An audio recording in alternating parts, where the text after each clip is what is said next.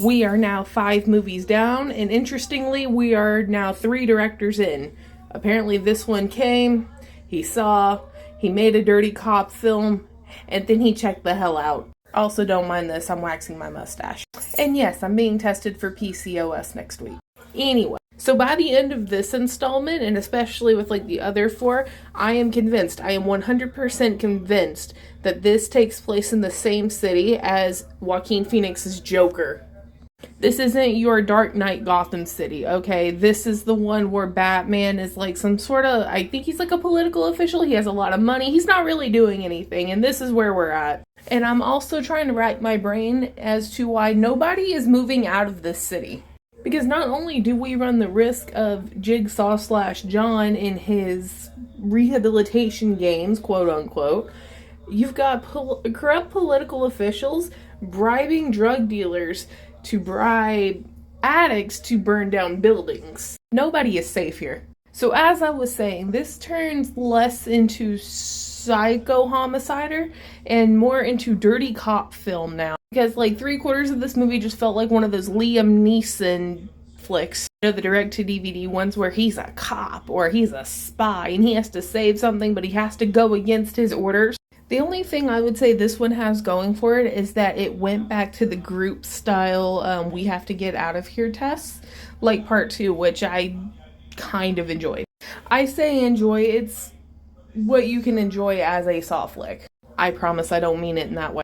But let's talk about these traps because they're mostly nonsensical.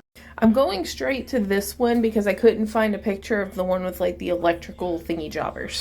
Okay, so they have to connect these transformer wires or whatever to this bathtub, but they're too long to get to the bathtub, so they're like, oh, we have to put somebody in the middle and, you know, yeet them. And they're supposed to be really smart. They make a point of saying, hey, these people are really smart.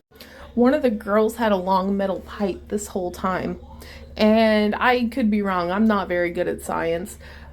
You could wrap somebody's jacket around the pipe and then you could connect them all to the jacket, and then it would connect to the pipe and everything would connect essentially with extenders on this metal pipe. So I don't think they actually needed to put a person in the middle. So then after that, they go to this one where you have to put like your hand in and you're supposed to bleed so much, but you have to have like 10 pints of blood to open the key or whatever.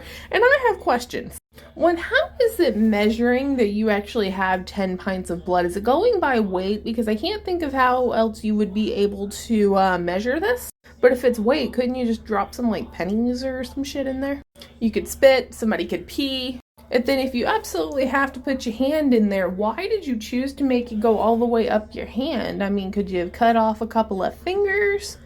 Maybe stick your toes in there? I mean, eventually you're going to get to 10 liters or pints. And the big surprise that apparently we won't believe is that we have to say goodbye to Scott Patterson, aka Luke Danes.